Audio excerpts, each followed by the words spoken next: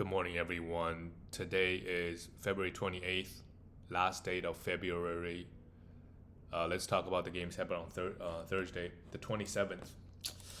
Tomorrow is going to be March. The first game is the Golden State Warriors beat the Orlando Magic 121-115. Yeah. This Warrior team is kind of scary. Steph Curry, 34 minutes, 56 points, 12 threes, 12 for 12 on the line. Crazy game. Yeah, I think Jimmy Butler complement Curry, I don't know, really, really well. It seems like it doesn't really matter. He only had 5 points. And actually, the Warriors, they were losing. And then Curry is a plus 15, while most of the starters was a minus 10, minus 7. Draymond Green, and they still don't have Kuminga back. And maybe Kuminga can also, help a lot of, at least offensively. Yeah, defensively, I think he's had issues. Jimmy Butler fits right in, great. Draymond Green, fantasy wise, didn't really do much. Yeah, not much going on fantasy wise, except Curry went out for 56. Brandon Pajemski, he's a must roster. Let's see what happens when Kuminga comes back. He's getting 30 plus minutes, and he got 7 assists here and 2 blocks with 2 threes. For the Magic, Ben Carroll, he had 41 points, but he's a minus 12, while Franz Wagner had 27. He's a plus 4. Yeah, these two guys have such insane usage that nobody else. Well, Wendell Carter Jr. definitely for now, if you need rebounds, you can definitely roster him. 14 rebounds here, and he's been getting consistent, high 20s in minutes. But outside of rebounds, he doesn't really do much. So I don't think he's a must roster. As we get to the playoffs, the playoffs going to start, depending on your league, very, very soon. If you need rebound, you could have it. If you don't need rebounds, you don't need to have it. He doesn't do anything else. Maybe hit some threes, a little bit scoring. Cole Anthony has been getting decent minutes. So if you need points, you need assists, need some threes, he give you that. While Anthony Black, get the backup minutes. Move on to the next one. Denver versus the Milwaukee Bucks. Denver lost, and a great win for the Bucks. Jokic, I don't know how this man does it. He only takes 16 shots, 13 for 16, another triple-double. Just the number he's putting up is pretty insane. Again, 30-point triple-double. He for sure is a way better player than Shea, but Shea obviously have a way better squad. Yeah, Jokic is doing this. Jamal Murray, 20 points, played all right. Michael Porter Jr. took 22 shots, only hit 2 threes, 2 out of 11. So just a bad shooting night from Denver. I think 26% from 3. Maybe the Bucks defense have something to do with it. Maybe they just missed a bunch of shots, especially for Michael Porter Jr. Russell Westbrook, really, once Aaron Gordon started playing full minutes, he's just not getting the same minutes. He's a plus 7. That's pretty good. But, you might have to cut him if in the playoff, if you're trying to win efficiency. What Russell Westbrook gives you is rebound and assist. And then he's going to chip in some steals as well. Which, anytime, a guard can give you a lot of rebound and assist, that's always good because a lot of the players, they only, a lot of big men, they only give you rebound, right? A lot of the guard, they only give you assist. Having that, sometimes in category leagues can give you a little bit nice boost, especially if if you can win both. Again, there are like certain categories, for a player, certain categories they have correlation, like positive correlation and negative correlation.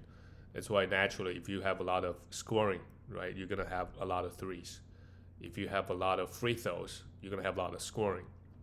But rebound and assist, I think a lot of the times, unless you got like a guy like Jokic, a big man who assists a lot, right, or you have guard that get a lot of rebound. When you have those players, a lot of times, you have specific team build, and another is if you have Tyrese Haliburton, you win both assists and turnovers. That actually helps you a ton in category leagues. Anyway, Russell Westbrook, but even to be honest, like he's not gonna give you crazy assists. 5 probably, 5, 6 average, right? For the Bucks, Dame played 35 minutes, only 19 points, only took 9 shots as well. Very weird game from the Bucks. While Giannis had 20 points, 19 rebound is absolutely huge. Kyle Kuzma is kind of integrating himself into the team a little bit more. This is a good game actually, really good game from Kyle Kuzma because he got 5 assists as well. I don't know how he got those 5, but yeah, I mean if he started assisting, grabbing rebound, playing defense, he has good value in fantasy because he's gonna play a lot of minutes on this team, and he's gonna score some points, hit some threes. Brook Lopez, 22 points, really good game offensively. And the 3 and D guys, Gary Trent, Torian Prince, if the Bucks have a back-to-back, you're trying to win threes, you could always stream these players. The next game is the Charlotte Hornets, lost to Dallas Mavericks. This game is a lot closer than we thought, 106-1. KJ Simpson is somebody that we should be picking up for the short term, and let's see what happens. Right, he's really the only guard. Same thing with Nick Smith Jr. He's getting a lot of minutes, but the Charlotte Hornets, they get blown out so much that even if you're the starter, even when you play 30 minutes, right, you may not even put up some crazy numbers, and then on top of it, your team gets blown out so often that you only end up playing 20 minutes. But despite all of that, I think KJ Simpson for sure has some streaming value in the short term. Same thing with Nick Smith Jr. Mark Williams came back and had a big game, 26 points, 16 rebounds, and a block. Great. He's playing. We just hope he doesn't get shut down.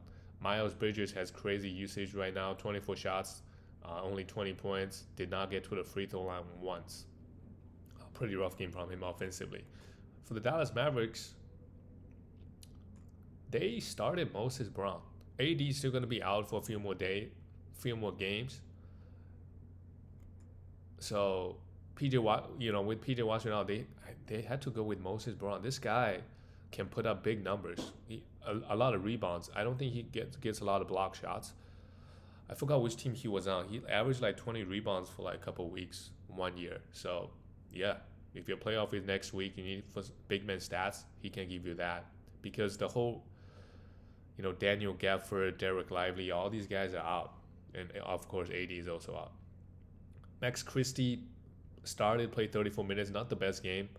Only 8 points, 4 rebounds, 4 assists, but he's super efficient, perfect 3-and-D guy.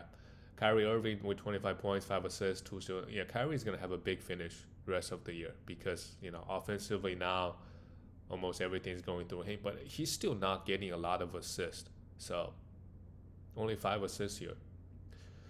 Yeah.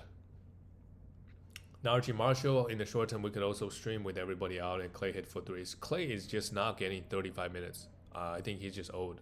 Jason Kidd is not playing him huge minutes. The next game is the New Orleans Pelicans.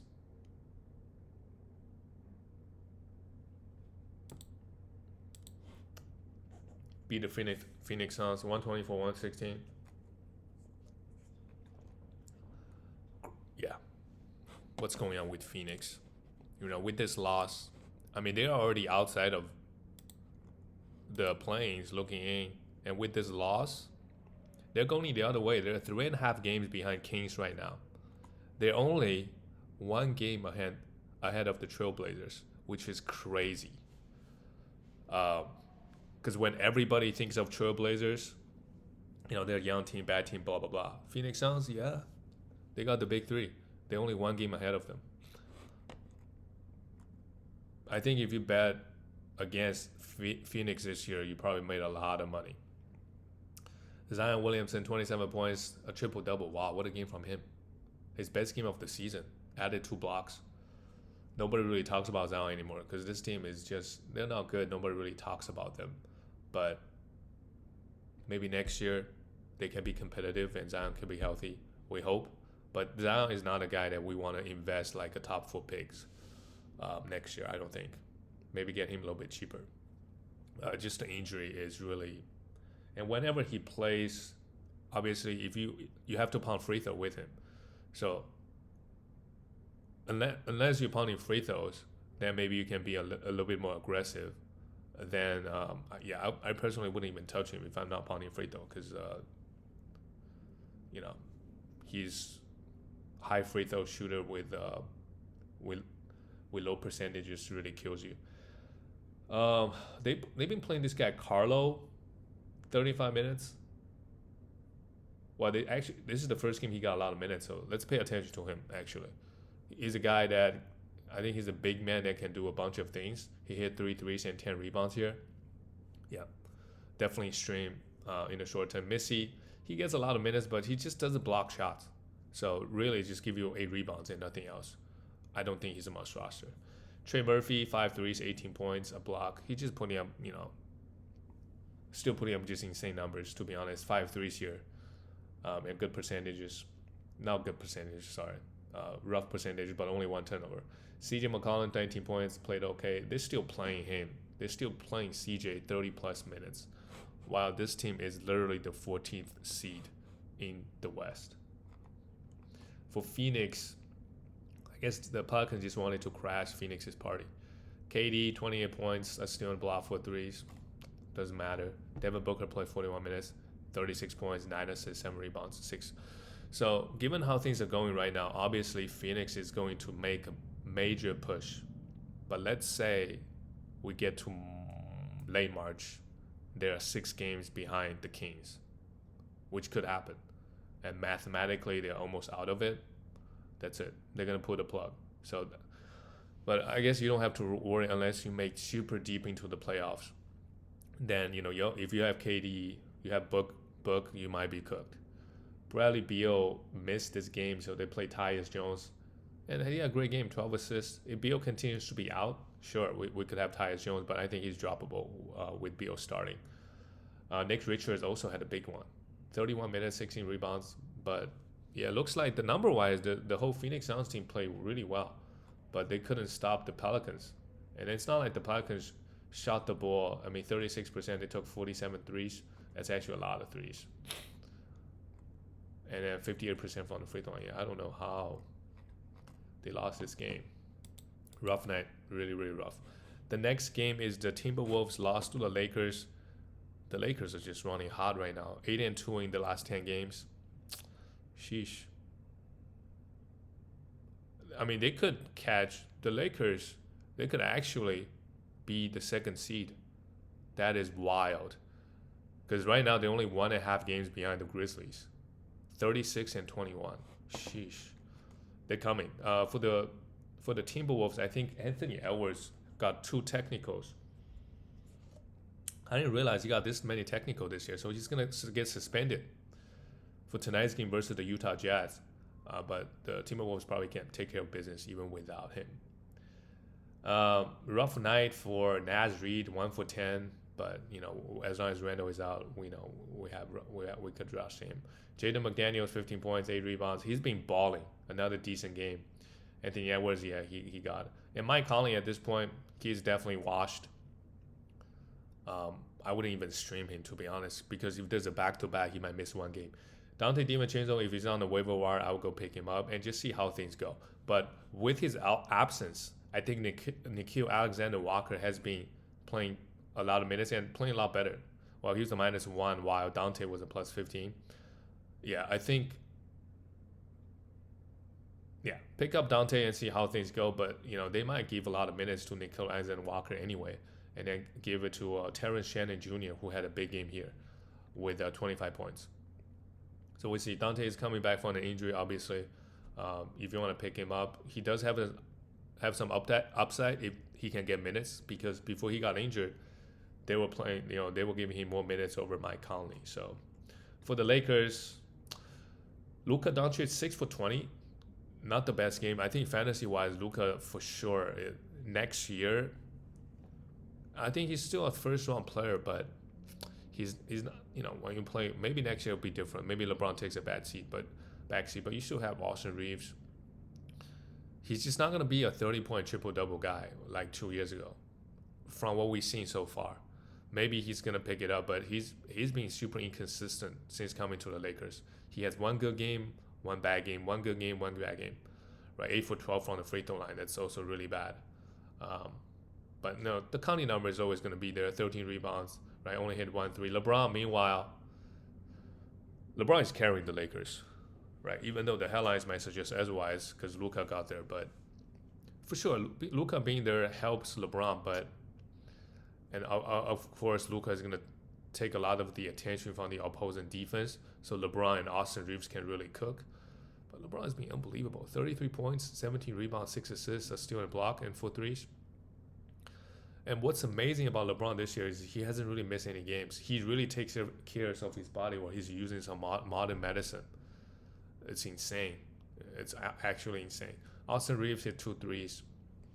Because in football we have Tom Brady, but quarterback position you don't even need to run, for Tom Brady. It's really about decision making. So even at a super older age, as long as Tom Brady doesn't get hit, it's fine. But LeBron he's at 40, but he's physically he still looked pretty scary. Austin Reeves 23 points, 5 assists. Austin Reeves also had a good game. 11 for 12 on the free throw line. His free throw is underrated. He actually draw a decent amount of fouls, so he helps you in category leagues for sure. Austin Reeves also another guy probably getting drafted in the 80s or 90s to really take a step forward, because what we think of him in the past is he doesn't really get defensive stats. This year he started getting those defensive stats, and then more assists, right? More points, more threes, more free throw, right? Really happy with his production this year. And Jackson Hayes had played 23 minutes. That's it, guys. I'll see you tomorrow.